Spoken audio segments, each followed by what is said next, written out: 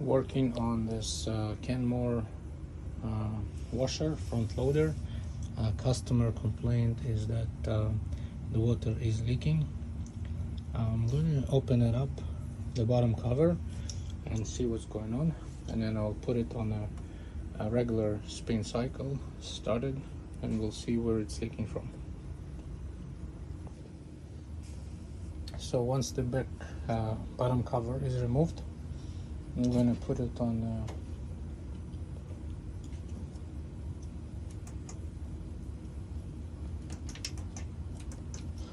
let me see.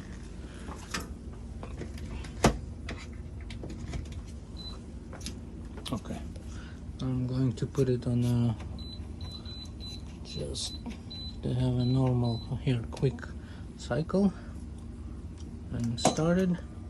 So the lock is working, no problem there, and I can see there's a leak just far, and if you can see,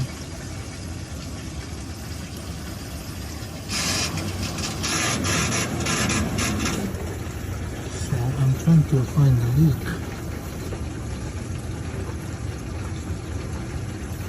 I can see coming from the pump right there. So I found the leak, and it's coming from the drain pump right there. As you can see, I don't know if you can tell, but right there.